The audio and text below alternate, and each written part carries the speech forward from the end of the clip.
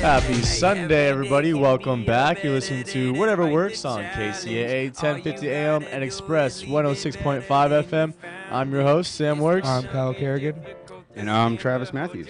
Yes, we got a special guest today, a special conversation. You know how every week is. It's always different. That's what the show's about. Tonight, we're going to help educate you guys. We're going to talk a little bit about Travis, so you guys get to know him a little personally, and then we're going to talk about what they do. Kyle started joining part of the business, right? Yeah. Travis and Kyle are now partners. It's going to be an interesting topic. If you guys have any questions or comments, concerns, you guys can call in. What's the number, Kyle? That's going to be 888-909-1050. That is 888-909-1050. Yes, and why don't you give a little shout out to our sponsor? Our sponsor today is snjradio.com. No negative news, no politics, just feel good music. All right, so let's get straight into it. Today's segment is going to be about solar, right? We getting into it. Hey, right before the show, Travis was walking inside the building. I was like, "Hey, man, so you've been doing this for a while?" He's like, "Dude, I have ADHD, so like when I'm focused, I'm on to it." And you were telling me you watched like over 200 hours of like solar videos on YouTube and everything, huh? Yeah. When I first got into it, I kind of didn't jump right in, so I kind of had to learn everything myself. I didn't have anybody to train me, mentor, or anything. Right. So I did what any ADHDer is going to do when he wants to hyper-focus on something. I just sat down on the couch and learned. Mm-hmm. So, I mean, I picked up a lot of it, but a lot of it I picked up in the field. I got some good mentors, after I really started. So now I'm in a really good place, with Boundless and Freedom, and that's why I brought Kyle in. So what company do you work for? I work for Boundless Energy. Boundless Energy, okay. We don't actually do the installs, we just sell it, and then our installer is Freedom Forever. So they're the only one that's the same size as them is Sunrun, so they're up there. Cool. And you've been doing it for just almost a year now? Yeah, almost a year. Okay. So are you like the sales part of it, or what's your job in that field? Well, yeah. Also, we do self-gen appointments where we'll knock doors ourselves, and you just talk to homeowners. We just really go out there and have fun and talk to homeowners about their power, and we hear some crazy stories. We meet awesome people, and then sometimes it's crazy times. What area do you work in or target? Well, I'm the district manager for Inland Empire, but it pretty much stretches from like San Bernardino to above Anaheim, all the way to Pasadena. So we do a big area, but we cover all of Cali. So nice. Yeah. So if you guys have any questions with solar, I know a lot of people. Solar is starting to become a norm nowadays. If you look on people's houses, they got solar all the time. And me as a real estate agent, when people have solar, that could get in the way just because if like solar's not paid off, if it's on a lease or things like that, sometimes there's always going to be some questions. So if you guys have any questions, please feel free to chime in. So, Travis, we want to know a little bit about you before we start talking about the business and you get into. So, just give us a little background about yourself. I kind of grew up, normal like every other kid, middle-class family, just kind of grew up normal. And then once I got into the workforce, That's fast. Once I got in, we got a caller already. Look at that. That's pretty good. All right, you going to plug us in? All right. Hey, you're the first caller today. Happy Sunday. How you doing? I'm doing fine. How are you? I'm doing fantastic. You have a question for Travis? I do. Okay. I've had so many solar sales people come to my door. I know that I've spoken to my neighbors and they feel the same way. I'm really very tired of constantly having people come, and I feel like some of them know what they're doing, some of them don't. How do I know, like if I'm looking, I'm interested, I just am confused because people have different approaches. So I'm wondering which company I should go with. Do I just look for the lowest price? What do you recommend for me? Oh, well, company is really the kind of thing that really matters. There are 100 different solar companies, big and small. The change from NEM2 to, now the net billing tariff kind of knocked a bunch of them out. But really, to know that you're talking to the right person, if they're just sounding like they're rehearsed, and it's talk tracks, and it's the same thing you've heard 19 times from 19 different people on your doorstep. They probably don't really know what they're doing. As far as company, if you go with a big one like Sunrun or, Freedom Forever, all the big ones, those ones aren't going anywhere. And everybody wants the lowest price, but you really want your solar company to be profitable. You don't want them to sell it dirt cheap, because if they don't make any profit, they don't grow. And then 20 years from now, when you still need a warranty, they're not there to warranty it. So going with a little tiny company might save you money now, but it's going to leave you with a solar system that doesn't work later, Okay. That makes sense. So okay. definitely go with a big reputable company. Okay, so the lowest price isn't the best? No, not always. Sometimes you get lucky, you get a real good deal with a low price, and it's done right. But the 3 reasons that I've seen people be unhappy with their solar afterwards is they either ended up with a lease that comes with a lien on your home, and now they can't get rid of their house because nobody wants to buy a home with a lien on it, And Sure. a lot of people think that getting solar at all, a loan or anything, puts a lien on your home, but it doesn't. Only if it's got a lease. The other thing is, like, they got a good deal, but the solar guy wasn't one who was real experienced, didn't know to ask the right questions to think ahead, because you're building your system for the last 12 months of usage. So if you start changing your habits, you could end up using more power than you produce. Now you get a bill. So that's why we get calls a year later saying, dude, you said I wouldn't get a bill. But Okay. if you don't educate the homeowner how to use their new power plant, it's like buying a new high-tech car and not know what any of the buttons do when you get into it. They're useless if you don't know how to use them. So if I you understand. aren't Okay. educated on it, it's not going to So work. I have kids, and if I was going to get like an electric vehicle in the future, you would want to know that when you set me up, correct? Yeah, I always ask Okay. 3 questions. Are you getting an electric vehicle? Do you work from home and are a night owl, or do you go to bed early?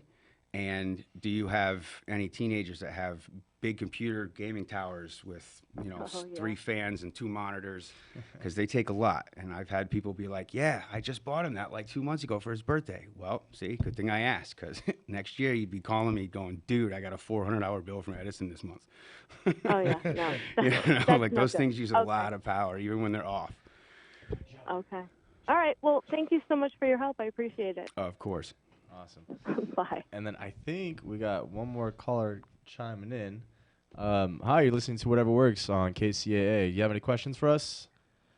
Yeah, so I have gotten multiple people come to my door about solar, and I've inquired maybe with like 3 or 4 different companies on like their pricing and things like that, and they're all so drastically different from one another. Like, why is that? It's just so interesting to me that if all these companies are just selling, one thing, which is solar, why are they all so drastically different in price? Exactly. So when you buy a house, right, and you get your lender puts what they call an origination fee on it. It's like their lending fee. Solar has the same thing, except they call it a dealer fee. And the dealers will put that on the solar company, but the margins are so tight and they're so competitive in solar that the solar companies can't afford to eat that. So they pass that to you. So you're also paying a dealer fee. So when you're looking at what loan you're going to get with your solar guy and you're thinking about financing, don't go with the first one he offers you, because there are 100 different ways to do it. And they'll give you a proposal that says 3.99 APR, and you're like, oh, that's great, low interest rate. But that comes with a 35% dealer fee. So you just 35% of your system cost just got tacked on. So now you have a huge loan that takes forever to pay off. So your low interest rate didn't do you anything. And then the other side of it is you could do like a 10.99 interest rate, and people go, holy cow, but that comes with a 0 dealer fee. So you're not getting anything out of it. Right. So they're kind of compensation. Yeah, and then if it's a lower price, you can obviously pay it off aggressively because you can get to the end quicker. So that 1099 doesn't do anything.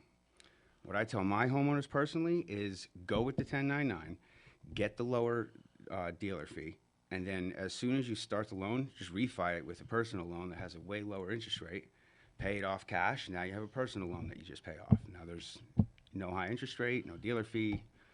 It's really the best way if you're going to do it, to get a loan. Ownership is always the best way. But if it's real expensive, you can't really do that. So always kind of ask what it would be cash first is my thing I always tell people. Don't even tell him you want a loan. Tell him you want to buy it cash right from the gate. And once he gives you that price, then say, all right, what if I finance it? That's how you know the difference.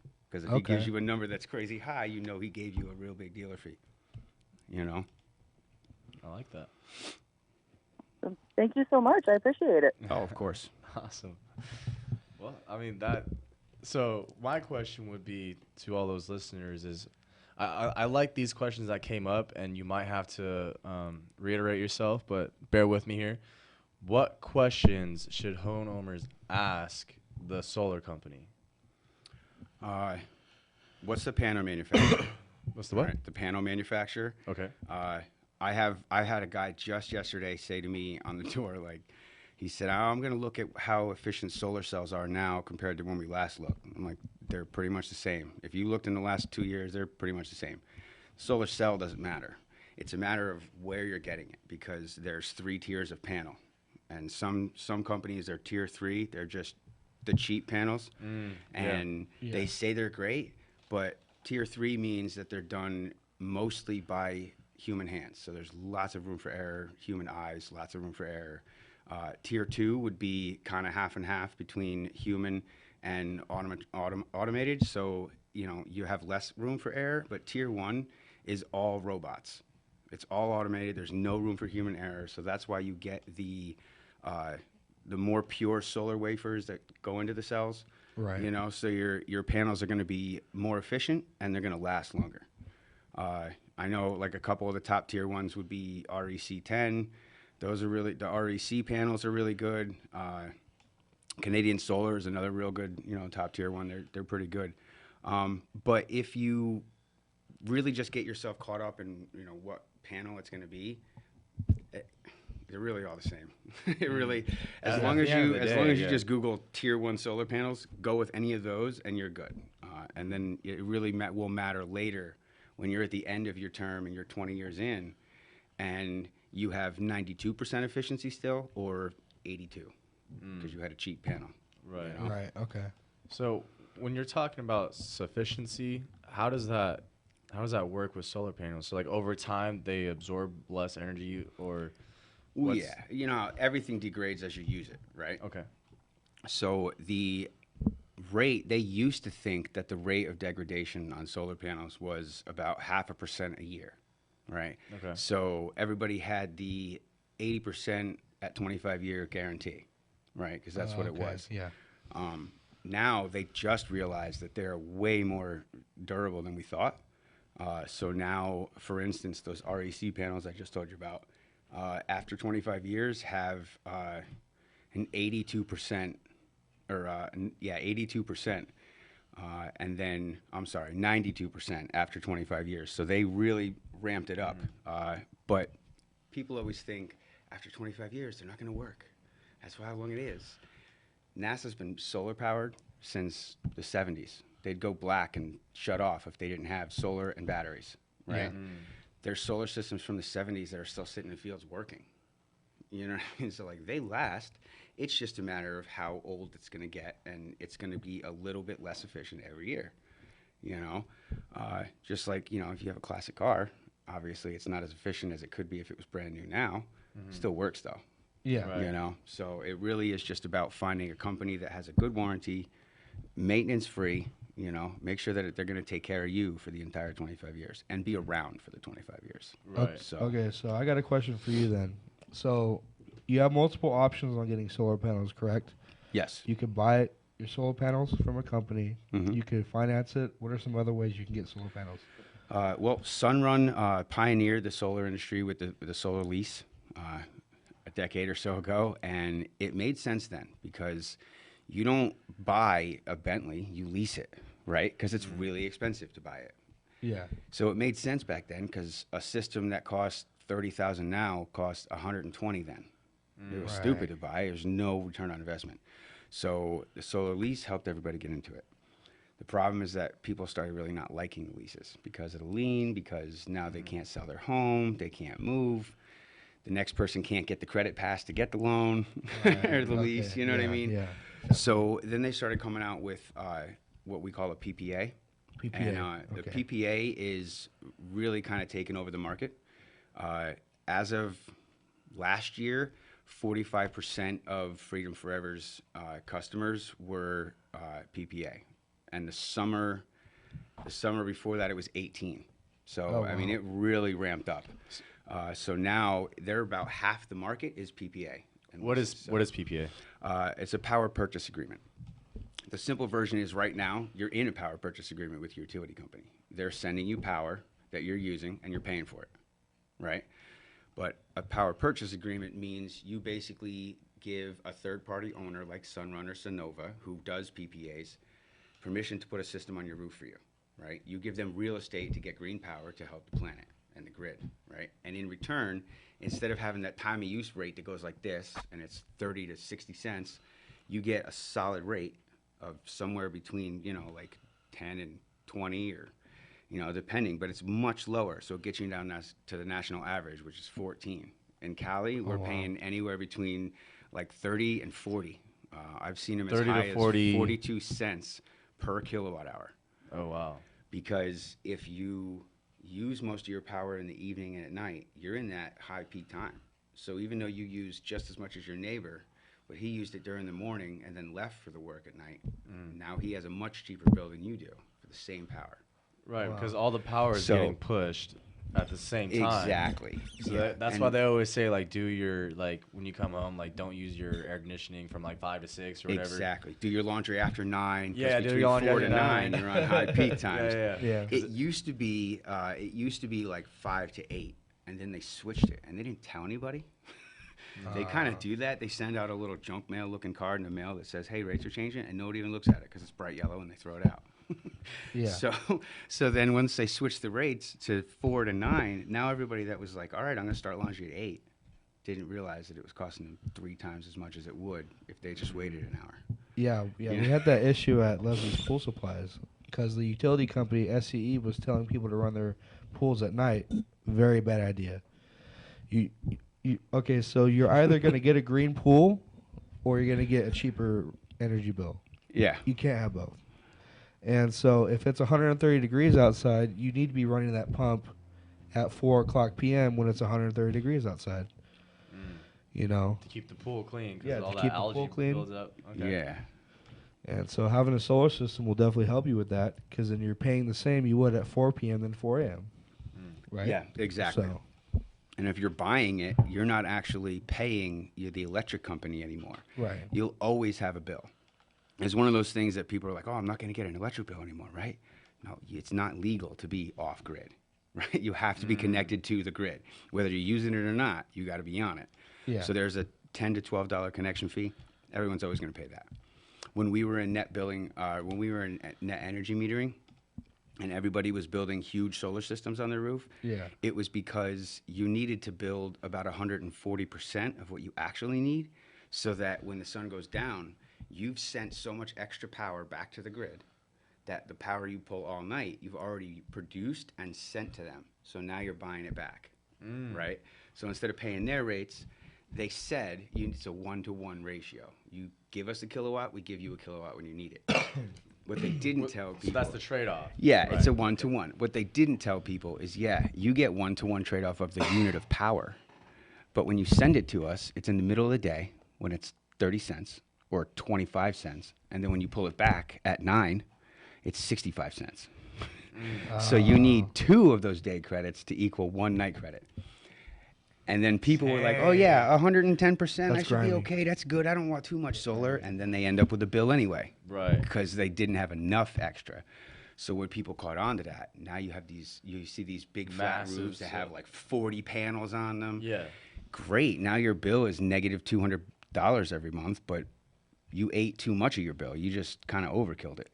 Yeah. you And know? so what does that do if you overkill? That's what made the grid, part of what made the grid such a mess. The grid is an absolute disaster. We used to make all our power here. They shut the plant down in San Onofre, the 2 big domes on the 5 down there. And now we don't really get any of our power from in-state. It's all out of state and out of country. And we're using anything from solar from Mexico. So people that are still on Edison are paying for solar at Edison rates from Mexico. And then we get natural gas from Texas and Canada. We get nuclear from Arizona. And believe it or not, we still get coal from Utah. So we're still powering our homes with dirty coal energy. No kidding. So, yeah. So the whole push to get solar, to get renewable by 45 is a huge goal that they want to get to. And everybody thinks, it'll never happen. But that's what the Inflation Reduction Act was about. That's what that bill was about. And that's what, all the different solar companies trying to help. That was passed last year, right? Yeah. Last August they passed that, and that's when you talk about $380 billion, like that's what they put aside to help people. So if everybody starts going solar real quick, that's going to go away real quick. Yeah. That money is going to disappear, and now there's no more incentives. So now that whole I get a 30% tax incentive, that's going to go away. Right. That's not going to be here forever. So everybody says, I'll wait. I'm not going to do it now. I got other stuff to worry about. So that's like a win-win-win for everybody, right? Yeah, exactly. So like the homeowner pays less for the bills. Edison doesn't have to stress about their money because they still have a grid. Exactly. And then Sunrun and Freedom Forever get their money through the solar panels. Exactly. So, and then the reason the PPAs are so popular now is you're not taking on a loan. You're not taking on a lease with a lien on your home. You're literally just switching from a power purchase agreement with Edison that you have no control over. Yeah. And they can shut off whenever they want anyway. Dude, I'm sure everyone has experiences with their power getting shut off. And then you're just swapping it out. You're not getting two bills. This bill is going to be $15, $20 tops, right? After the couple of fees you can't get rid of. And then your electric is going to come from your own roof. So you're basically putting your own Edison on your roof, and now you're not paying the retail chain of the distribution because now you have to take care of all that infrastructure. Taking out the middleman is what you're saying. Yeah, exactly. Taking out the middleman because that's really what it is, I mean, it's a dirty game they played, but, that's how they did it. So now they changed the game because all those people building huge solar systems put so much stress on the grid because now they're backfeeding while people are trying to take. And the grid was at over 100% capacity to begin with before we did that. Yeah. It's been a mess for a long time. It's over 100 years old, They don't have a blocker? Like, how, like, new computers and stuff, like, back in the day, like, you can only charge your RC car or your computer to 100%, and then after that you have to unplug it because you can, like, overpower your computer. Yeah. How they have those rolling blackouts up the coast? Yeah. Right? And they're like, 2 hours here, 2 hours there, 2 hours there. It's a chain reaction so that they can cool the wires down in that area. Because if you've ever, I know everybody's heard the wires buzzing above their head when they go under a power line. Yes. Wild. There's hundreds of thousands of volts in there. So if you add hundreds of thousands of more volts from everybody's solar systems and then pull hundreds of thousands more through it to charge all the vehicles we just added to the grid, now you're pulling and pushing so much energy through the grid that the wires get too hot. They blow up a transformer and start a fire in the woods. So they roll the cooling down up the coast, and that's how they do it. That's how they get it to do it. So we have to deal with that regardless. You've never missed a bill in your life. You still get to get your power shut off. So now that the grid is such a mess, people are probably hearing about blackouts being way worse. They're gonna be. I mean, you can Google it. Google California Energy Crisis 2023, and you'll find it. Like it's gonna be worse than last year. Especially during the summer, bro. You have to have power to keep your house cool. You know what I mean? Yeah, exactly. Every house that I lived in, I had no insulation for whatever reason. I guess it is what it is. But it would get so hot inside the house. You know what I mean? Yeah. And then, dude. Just jumping around Amazon. All right, I don't get stuff from Amazon, and here's why. It was 2 years ago, summer, Redlands, hot. All right, Yucaipa is like 10 degrees cooler, which is nice. All right, I was burning up where I was living in Redlands, so I bought an air conditioner online on Amazon. Dude, it did not come until the wintertime. Yeah, it was already fall, and I was like, well, I don't need this no more. No, I don't even need this thing. I paid like $400. Yeah. I mean, I can wait until next year, to set it up. But I was just like. I was upset, bro. I was like, man. This is yep, absolutely. Now, see, if you have like window air conditioners, use just as much power as central air sometimes because you have to run them twice as hard. So people are like, I don't get central. I have just this little one in this room. It's not just that room it's cooling unless you never open that door. So you're going to run that thing all the time.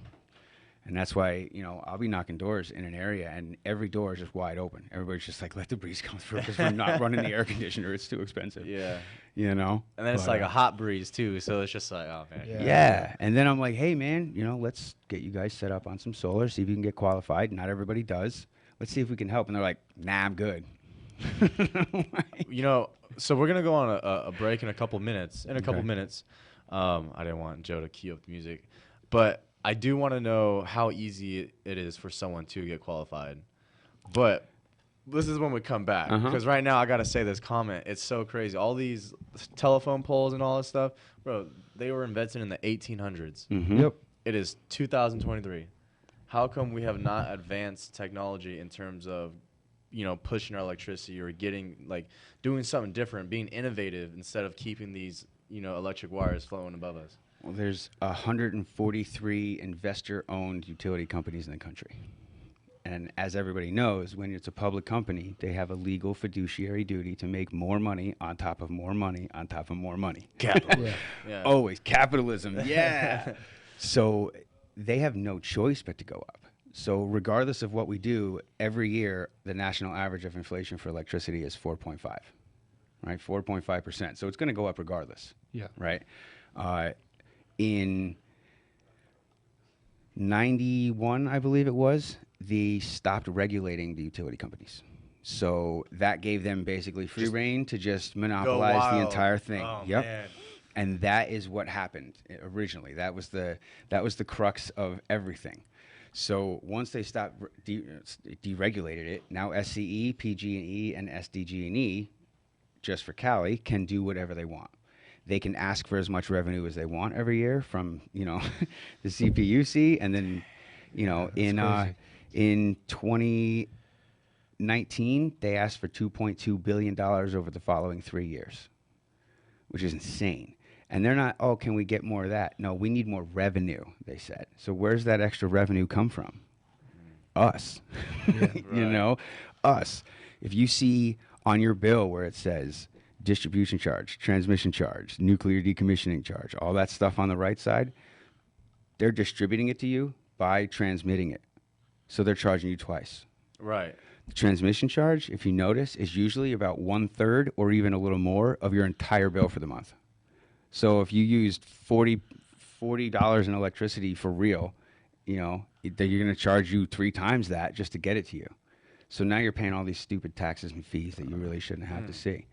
One on top of the other. Exactly. I always say, I call this the just because we want to fee. This is the what are you going to do fee. A dollar won't hurt fee. You know what I mean?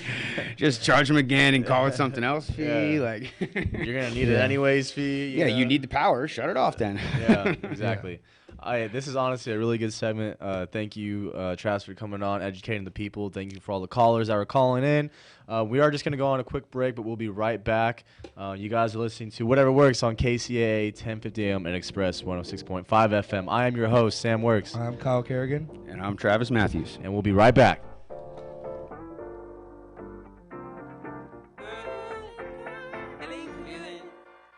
Hey, feeling good, like I should.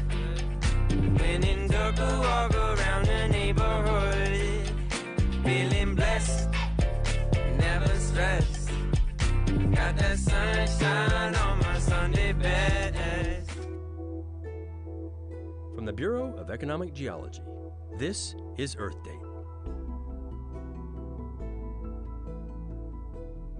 The day after Christmas in 2004, a tsunami swept over Indonesia, Thailand, and 12 other countries. It killed more than 230,000 people in the most lethal natural disaster in recorded history. Most of us remember the news footage from those grim days. What you may not remember is that the tsunami was caused by an earthquake. Scientists now know it is the most powerful earthquake in 40 years, a 9.3 on the Richter scale. Its epicenter was below the ocean floor, about 100 miles west of Sumatra. The quake had the longest duration ever recorded, about 10 minutes of continuous motion as the Earth's crust ripped to form a 50-foot cliff on the seafloor. The tear continued moving north for almost an hour, finally extending more than 750 miles. It was the huge volume of water displaced by this movement that caused the tsunami. The quake shook the ground everywhere on the Earth and triggered powerful aftershocks and earthquakes as far away as Alaska. The entire planet vibrated for weeks. GPS data showed changes in the surface of most of the eastern hemisphere. Masses inside the Earth shifted, which moved the location of the North Pole by an inch. Even the shape of the globe changed, very slightly, but enough to increase its rotational speed and shorten the length of the day by 3 microseconds.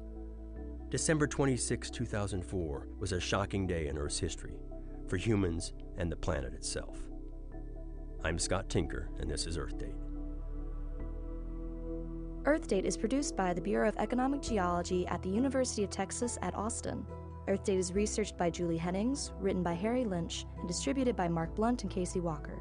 For more stories, follow us on Facebook or visit earthdate.org. In these trying times, many people are depressed and lost because the future of our society is up in the air. If you're turning to substance abuse because you are feeling there is no hope, we have a way for you to see the light. SAD, or Stop Abusing Drugs, is a nonprofit organization that will help you at no cost to you stop abusing drugs. Founded by Tony Navarchi, SAD will refer you to the top detox doctors in your area. SAD will pay every and any cost for you, including doctor visits, counseling, and medications. If you need help, SAD is there for you 24 hours a day, 7 days a week. If you or a loved one needs help, or if you have a suggestion or idea for Tony, you can reach out to him by calling 844-493-3386. That's 844-493-3386. Or email Tony at tony@saddetox.com. That's Tony at SADDETOX.com. KCAA invites you to join Dr. Sean Pruitt, the pharmacist on call, each Monday afternoon at 1 p.m. on KCAA. Dr. Pruitt is known as the pharmacist for the uninsured. Dr. Pruitt listens to your medical questions and he takes your concerns seriously. So tune in to Dr. Sean Pruitt each Monday afternoon at 1 p.m. right here on KCAA Radio, 1050 a.m. and 106.5 FM, the station that leaves no listener behind. Bob Vila here with my home improvement tip of the day. If you're in the dark about some of the latest advancements in flashlight technology, here's a quick summary. Conventional flashlights, which rely on bulky D-size batteries and bulbs with filaments, are increasingly being replaced by lights with LEDs. That's light-emitting diodes, or lights with fluorescent bulbs. Unlike other lights, LEDs have no filament to burn out. Instead, they're powered by tiny semiconductors. LEDs draw only a minuscule amount of power, so batteries last much longer than in conventional lights. Fluorescent lights are also taking an increasing share of the market. They're especially popular in lantern-type products. With their elongated fluorescent tubes, they put out a lot of light, so they do a good job of illuminating larger areas, say your dining room during a power outage. Fluorescents do take a lot of power, though, so you'll want to keep plenty of batteries on hand. Get more info at bobvila.com and right here at home with me, Bob Vila.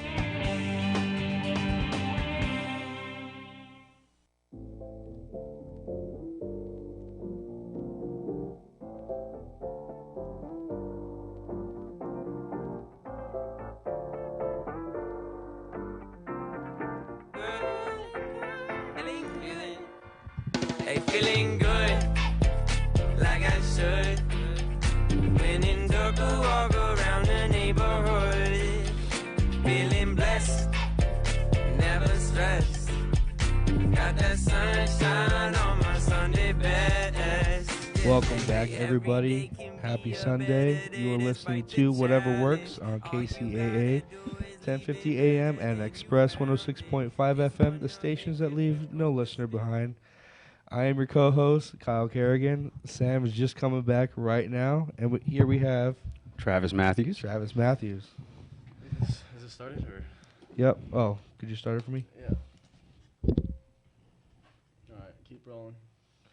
All right, so let's just dive back into what we were talking about in before the break. So talk a little bit about the Edison bill. If I were to present you my Edison bill, break it down for me. All right. Well, the first thing you need is your usage. Obviously, everybody asks for the bill. Everybody's like, I don't want to give my electric bill out. Right. Number one, first and foremost, there's no personal information that's not public on your electric bill. Right. They didn't ask for your social security number when you signed up. They didn't ask for any. They didn't ask for any of that. Though I always tell my customers, it makes them laugh. I say the worst thing I can do with your bill is pay it, and I promise I'm not going to do that. You know, like what's the worst thing I can do? Just send it to me, dude. It's fine.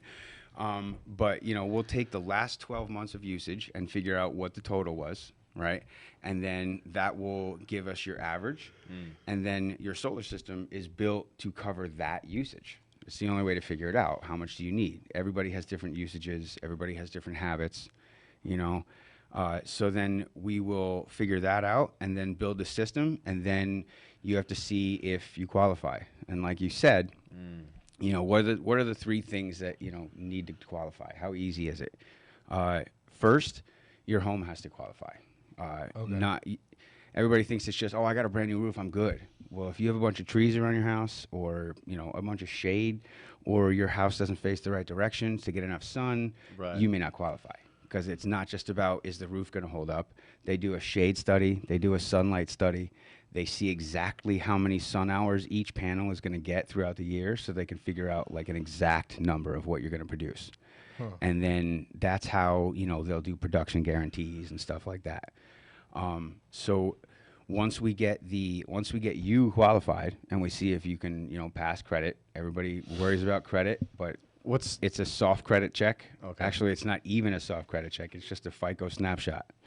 I always tell customers it's like opening your phone and opening up your Credit Karma app. It's going to show you, but it's not going to hurt your credit. Right. You and know? what's the lowest score and what's the best score? Well, some companies have higher, you know, stricter rules for it.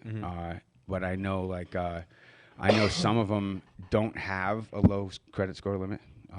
Mosaic, who we use for all of our loans, they don't have a low credit score limit and they don't have a low DTI limit.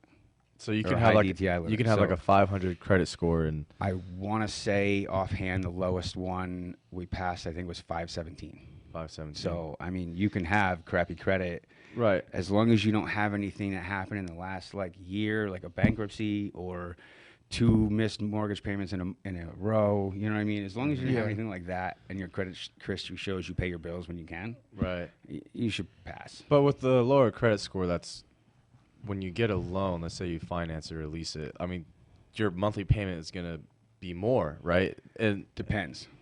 Okay. Because 650 is usually where you want to shoot for. If you're under 650, you're probably going to have a hard time. You might need a cosigner. You might need to get your wife in on it too, or you know, even your adult children. But it really matters on how you finance it with your solar guy in your appointment. You know, when you sign up, if you pass credit and you just passed because you have 650, you may not even be able to get the 3.9 or 4.9, you know, options. You may be forced into the higher interest rate options, which everybody thinks is bad. But that, like I said before, that also comes with lower dealer fees. So you're paying a higher interest rate, but you're not getting bent over the barrel on the front end. You know what I mean? Like, so you know, it's not too bad. But as long as you can pass credit and your roof isn't in terrible shape, then you should be able to pass. The last thing is the electric box. If your main circuit breaker is not big enough, they're going to have to upgrade it or move it. Sometimes they're like right next to the gas meter. Not a good idea. Yeah, exactly. And they just say like just so you know ahead of time, if you're looking into solar, if you're going to need the panel, you know, upgraded and the meter spot, if you don't have 3 feet in every direction of clearance around it, they're probably going to have to move it. So if you're like my house, the gas meter is right here, and then they had the electric meter in the circuit box right here. So they would have to. Why you would put something that could spark above a gas line, I don't know. But that's the way they build the houses in it. I don't know. Easy access for all the maintenance guys in the same spot. But yeah, as long as all of that passes, that's a clean deal. You can get it installed really quick. If it's not, you can always upgrade it. But it costs. It costs. You know what I mean? So it adds to it. Like costs a lot. A panel, like a main panel upgrade, is about $3,000. Okay. If you have to do a meter spot, I mean that's another couple $100. That's a city. I mean, can you just put that on top of the loan? Yeah, it'll go on top of the loan. Yeah, it would be if you didn't know ahead of time, then it would just be a change order later. They just adjust the financing thing. You sign new docs, and you're good. But if you know ahead of time, it kind of makes it easier. So if you have a rep that doesn't ask, hey, can we go take a trip to your meter real quick? I just want to take some pictures, see the meter number, check out the area, and they don't bring you out there and explain the stuff I just explained to you about it, they probably aren't very experienced. You know what I mean? So you might want to get another opinion. But it also matters how you finance it for the long run. Because if you're a person who's like, I hate debt and I just want to pay it off as quick as possible because I have the money to do so, definitely go with the highest interest rate you can. So you get the 1099, you get no dealer fee, and you pay it off real quick.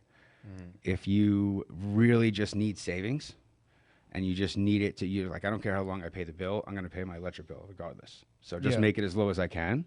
Then, try to get a lower interest rate, but a longer term. That's totally fine. That's a better option that way.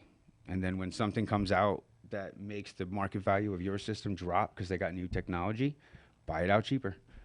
You can always refi. There's usually not a penalty for like prepayment, paying early.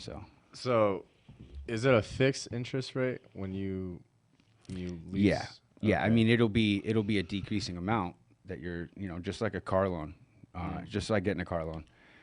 Or a house loan, either way, you're getting a mortgage or a car loan, you're going to either have a big lender fee or you're going to have a big dealer or a big interest rate.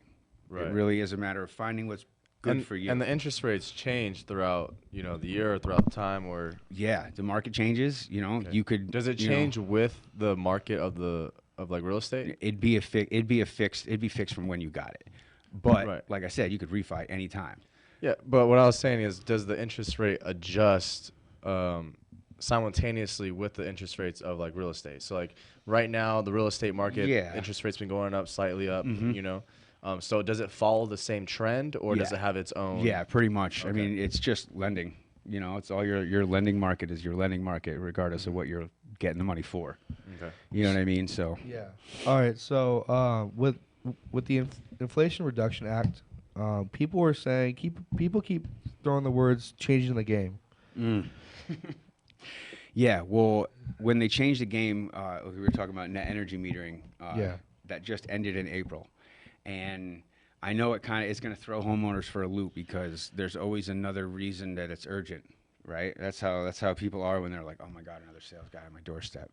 Oh, I have to buy it now? Yeah, It's always what they think. Yeah, right. Right now I got to buy it. I can't wait till next week. Yeah. So everybody thinks, I'm just going to wait. Like, that's a good excuse to get them off your door. You really should listen because it really, really could save you money. So it used to be that you would build those big systems, so you have a lot of offset, and then you would feed it back to the grid during the day, and I call it the virtual piggy bank. Now you have this credit of power that you built up during the day, because when you get sunburn, the easiest is in the middle of the day, right? It's not sunlight, it's UV rays that give you the power. Yeah. So even on a cloudy, overcast day, you still get sunburn. You still produce solar, Right, okay.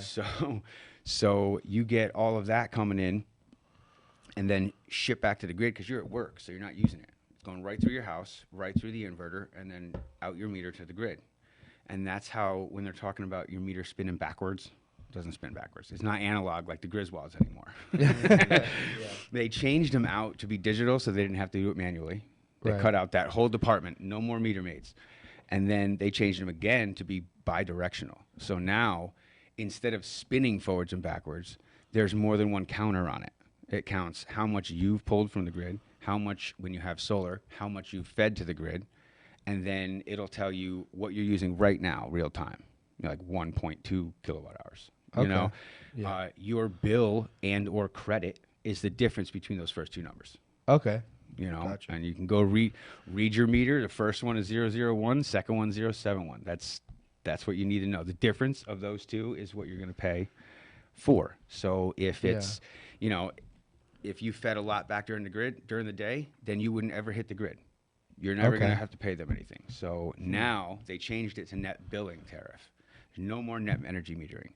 So now they took all of those savings that homeowners were getting, where you would get the one-to-one credit thing, and they cut that out. They took about 75% of the savings away.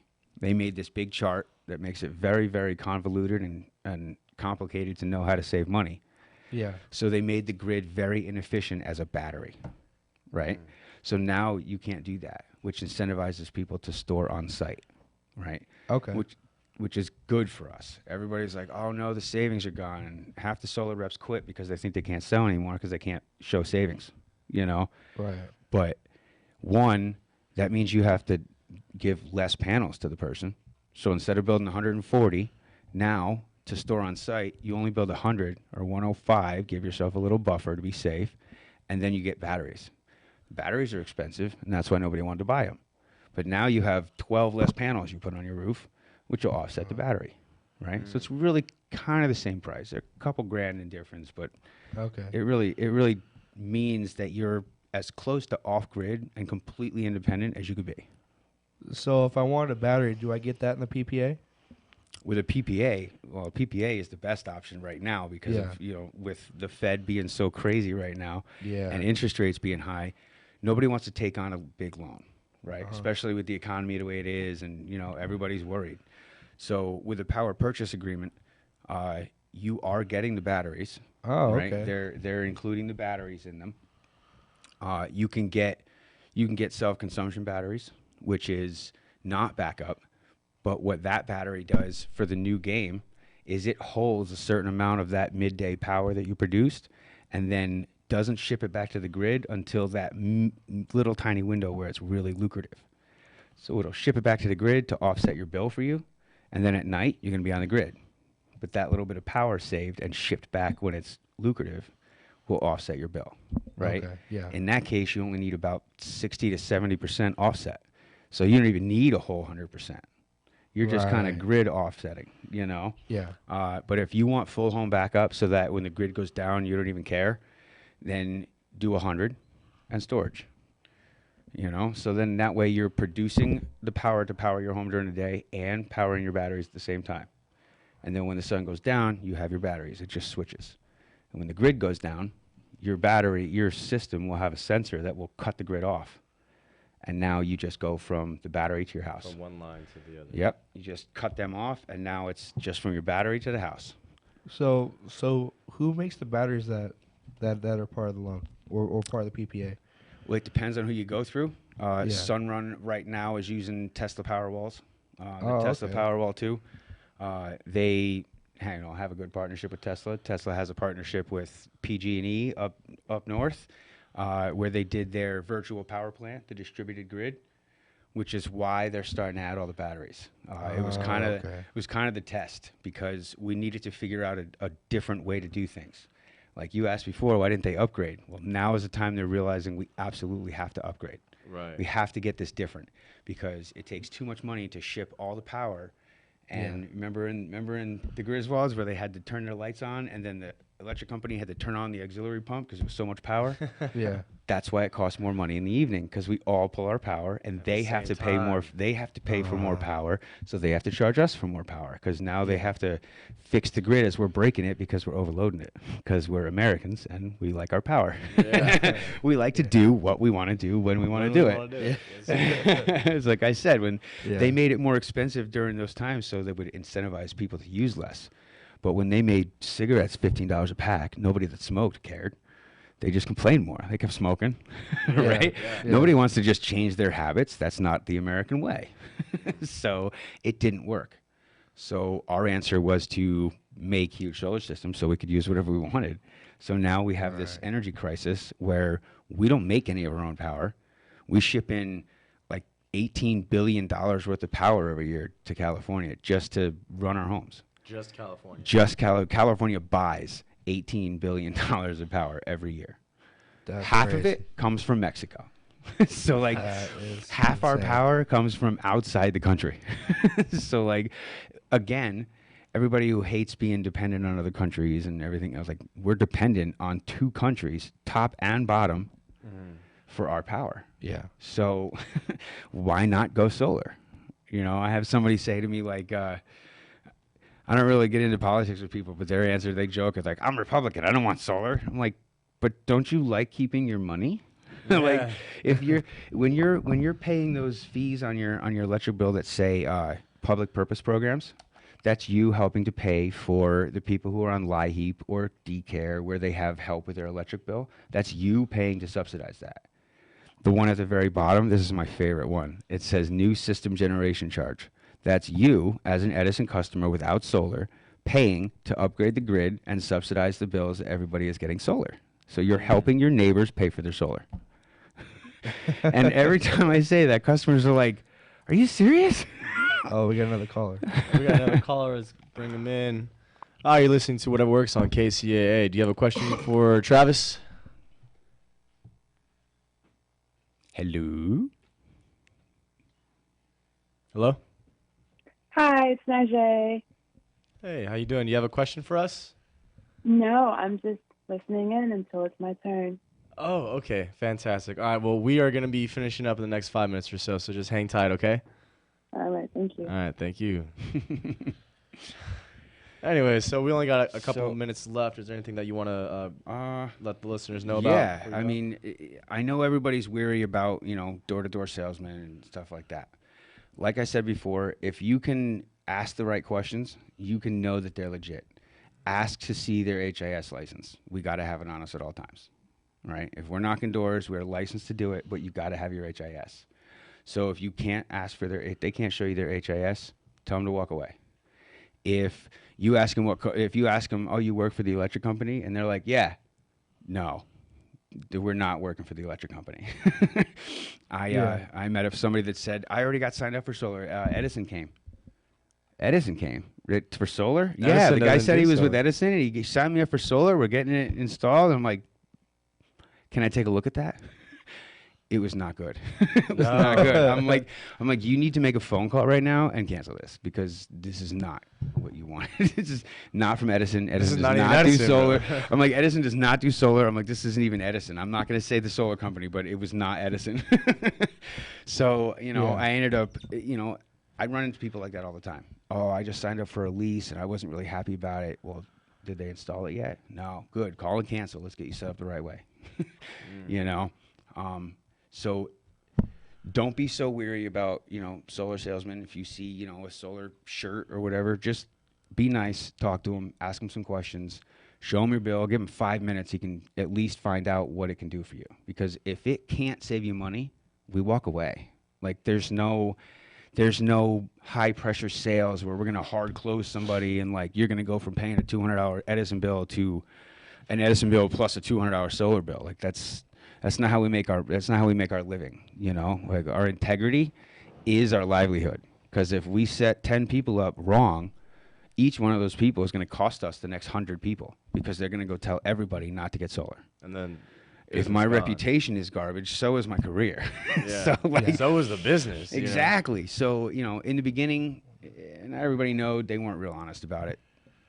As an industry, yeah, we deserve the scrutiny, but now it's a little cleaner. There's way more regulation on it, and it's safer. So definitely look into solar. Check it out. If it doesn't work for you, it doesn't work for you. You may not even qualify. Only half the homes qualify. So cool. Awesome. All right, looks like we're wrapping it up, guys.